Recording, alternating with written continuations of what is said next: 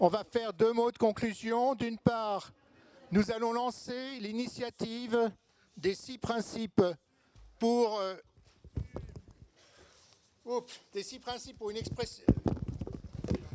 une expression libre et démocratique sur la question israélo-palestinienne en France. On va vous expliquer pourquoi on lance cette initiative. C'est une initiative importante parce qu'on n'est pas là dans un colloque juste pour se dire on a écouté, on a vu des choses intelligentes, mais on est là pour agir dans la durée.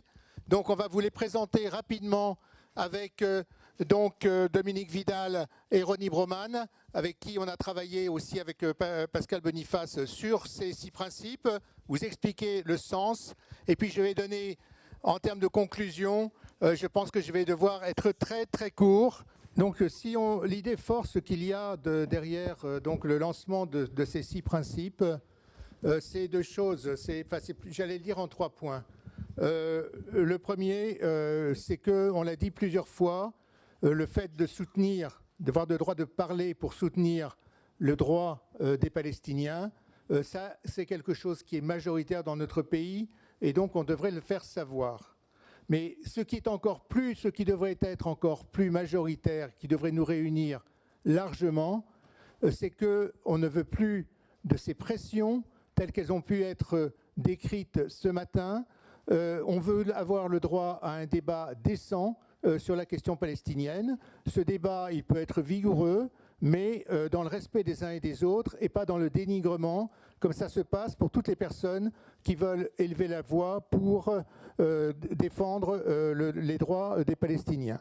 Et enfin, la dernière raison, et c'est la principale, c'est que on a conçu ce colloque comme le coup d'envoi d'une action de longue durée pour effectivement faire gagner, soulever le couvercle du silence, faire gagner la parole et avoir effectivement le droit de parler qu'on considère, si on pose la question qui était posée ce matin, qui est celle du colloque, a-t-on le droit de contester la politique israélienne? On a vu quand même que les obstacles sont nombreux.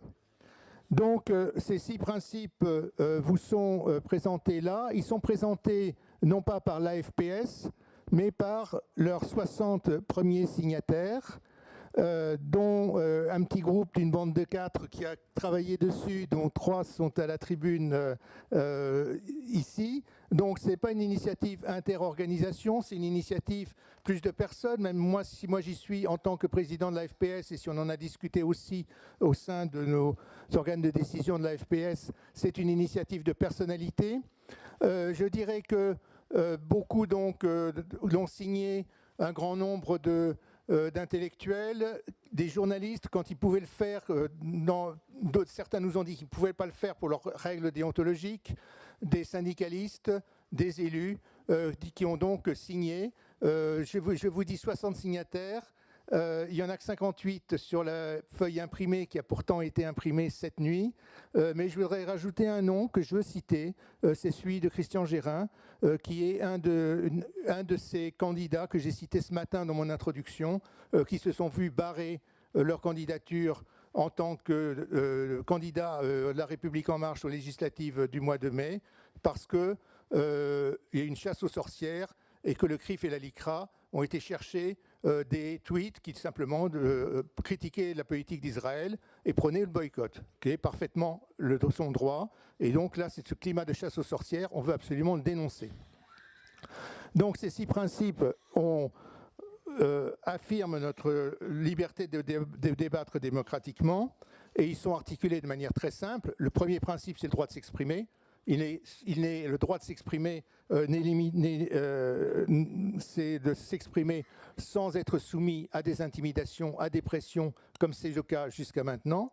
Le deuxième, c'est évidemment la condamnation du racisme sous toutes ses formes. Donc, on l'a dit largement dans la journée. Le troisième, c'est le refus des amalgames, et notamment les amalgames entre la critique d'un État, la critique d'une idéologie comme le sionisme et l'antisémitisme. C'est quelque chose qu'il ne faut plus accepter. Le quatrième, c'est de résister aux pressions et aux intimidations. Et notamment, on n'admet pas que des groupes publics, des personnes s'opposent à la liberté d'expression au nom d'intérêts communautaires. On n'admet pas non plus les interventions d'États tiers, dans l'occurrence d'Israël, dans le droit au débat public. Un principe important qui est la défense des moyens pacifiques d'agir. Les signataires, les 6 principes ont vocation à être signés bien au-delà des personnes qui se reconnaissent dans la campagne BDS, comme moi-même, comme beaucoup d'entre nous ici dans la salle. Mais on considère que le fait d'être pour ou contre, ou pour certaines formes et pas d'autres formes, c'est une question de débat démocratique, que la diabolisation est inacceptable et que ce droit doit être préservé. Enfin, en conclusion, on dit qu'on souhaite que le débat sur la question israélo-palestinienne se développe en France dans une vigilance absolue vis-à-vis de toute dérive à caractère raciste, un débat que nous souhaitons voir se libérer des réflexes communautaires, il y en aura encore, mais on souhaite qu'il se libère, un débat qui pourrait être vigoureux, comme tout débat démocratique sur une question importante, mais qui devra être exempt de toute pression, intimidation, amalgame ou attaque personnelle, comme on a eu les illustrations dans les témoignages d'aujourd'hui. Et donc, en tant que signataires de ces principes, nous y veillerons. Donc, ces 6 principes, ce n'est pas simplement un appel d'aujourd'hui de 60 personnalités. Dès ce soir, il sera sur un site 6principes.fr, avec le chiffre au début, et avec la possibilité pour tous les élus, pour tous les citoyens qui le souhaitent, pour toutes les personnalités qui le souhaitent, de signer. Et donc aussi, nous, en tant que militants, d'aller voir les personnes que nous connaissons, les élus, pour faire en sorte que cet appel devienne de plus en plus large possible au cours des prochains mois. Je ne sais pas si vous voulez ajouter quelque chose. Alors, quelques mots de conclusion. D'abord, pour vraiment remercier toutes les personnes qui ont été à nos côtés pour l'organisation de cette journée. C'est le résultat d'un travail d'équipe. On a remercié Esther Benbassa. Il faut remercier aussi Vincent Petit, son assistant parlementaire, qui nous a aidés tout du long. À la FPS, l'équipe salariée, Julie, Sonia, Gilles, qui ont énormément travaillé sur le sujet. Les amis autour de nous, qui m'ont conseillé, qui nous ont conseillé, parce que c'est un sujet, j'allais dire, c'était gonflé pour la FPS d'aller sur un sujet aussi difficile, et on avait besoin de ne pas être seul, d'être entouré par des intellectuels comme Dominique ou comme Ronnie, ou par des tas de personnes qui nous ont soutenus et aidés dans cette démarche, et ensuite la prolonger bien sûr avec tous nos alliés, tous nos partenaires, dont on a beaucoup, qui étaient aussi présents à cette table ou qui étaient présents dans les débats ou par les vidéos. Je voudrais remercier aussi nos interprètes qui ont fait un travail énorme, je précise à titre bénévole.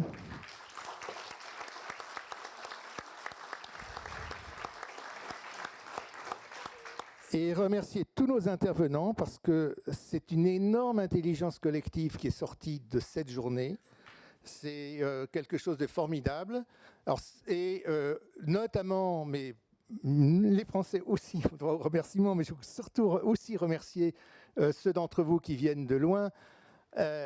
L'énergie que vous nous avez donnée, Léa, sur votre combat pour les droits de l'homme, Rebecca, pour votre success story qui est au début, hein, puisque vous avez des plans à 5 ans qui sont extraordinaires.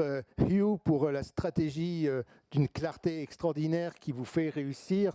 On se sent quand même très fort, et ça va être la première chose que j'ai envie de dire, c'est que ce matin, on se posait la question, est-ce qu'on n'est pas les derniers des Mohicans d'une bataille qui est en train de se perdre? Écoutez, quand on voit l'énergie qui sort de cette salle et des expériences qui ont été montrées, franchement, ça nous donne plus que jamais envie de nous battre. Et nous battre, c'est riposter aux attaques, c'est être extrêmement vigilant par rapport à tous les dangers qui ont été, mais vigilants, mais mesurés par rapport aux dangers qui ont été évoqués en fin de matinée aujourd'hui.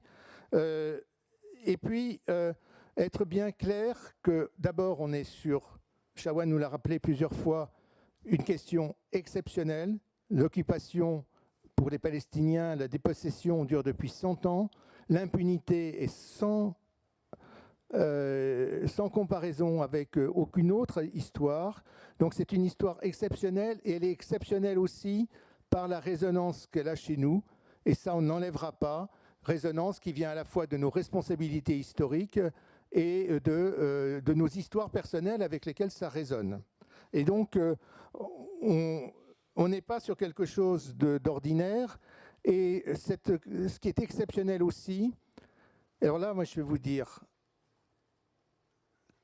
il y a quelques années, bon, quand je disais, quand je me bats pour les droits des Palestiniens, je me bats pour mes propres droits.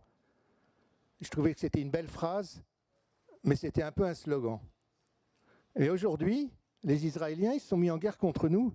Alors je ne dis pas qu'on subit les mêmes souffrances que subissent les Palestiniens, mais les choses sont maintenant très claires, c'est-à-dire qu'ils veulent, pour faire gagner leur cause totalement injuste, aller jusqu'à menacer les libertés en France. Et c'est très clair, et c'est là-dessus qu'on se bat. Donc on est vraiment sur une bataille unie avec nos amis palestiniens pour faire triompher le droit et la démocratie.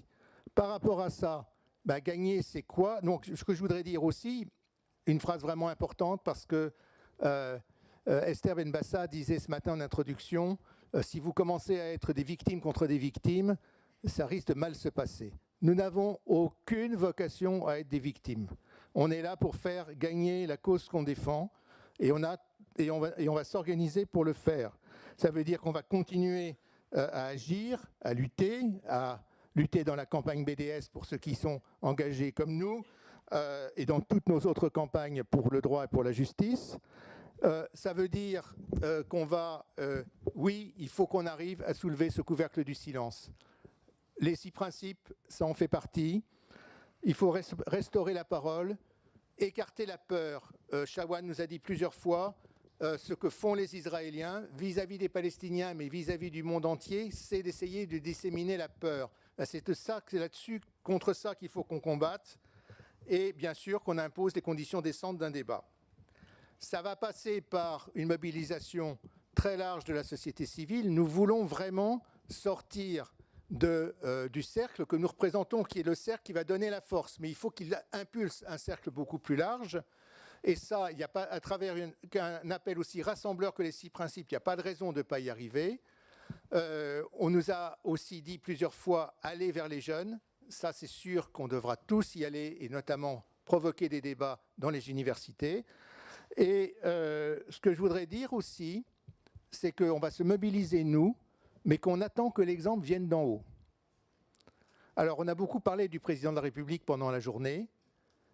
On a des incertitudes. Ce qu'on peut dire, c'est que sur ce front-là, on se bat. C'est-à-dire qu'à partir du moment où on a eu connaissance de son discours à propos de la rafle du Veldiv en juillet avec Netanyahou, on a demandé à être reçu, on a été reçu par son cabinet. Le Premier ministre a réitéré le 2 octobre, on a demandé à être reçu, on a été reçu. On est allé aussi voir la DILCRA, la délégation interministérielle pour la lutte contre le racisme, l'antisémitisme et la haine anti-LGBT. On leur a présenté nos arguments, ils les ont entendus. Maintenant, ce qui va se dire dans les mois qui viennent, ça va être en toute connaissance de cause. C'est-à-dire que les résultats de ce colloque, on va aussi les leur communiquer. On attend que maintenant, il y ait des exemples différents qui viennent d'en haut. Petit espoir que j'ai, c'est que par exemple, l'amalgame antisionisme, antisémitisme, on l'a entendu une fois dans la bouche d'Emmanuel Macron, on ne l'a pas entendu une deuxième fois. On va être extrêmement vigilants. On va être extrêmement vigilants sur le droit au boycott. On va être extrêmement vigilants sur les conditions d'un débat décent et d'arrêter que les personnes qui se battent pour les droits des Palestiniens soient menacées à la fois par des officines en France et également par le gouvernement israélien. Donc, on va combiner tous ensemble le fait d'aller vers un mouvement aussi large que possible pour la liberté d'opinion. Donc ce colloque aujourd'hui, c'est un coup d'envoi, d'être très exigeant vis-à-vis de nos dirigeants, en leur demandant de donner l'exemple, et avec comme état d'esprit, l'état d'esprit qui nous a été aussi insufflé par nos amis des États-Unis, d'Angleterre et par tous les amis qui nous soutiennent, c'est qu'on est là pour gagner, pour faire soulever ce couvercle du silence, pour restaurer la liberté d'expression sur ce sujet-là et pour se battre réellement, tous ensemble, pour continuer à se battre pour les droits des Palestiniens qui sont aussi nos droits.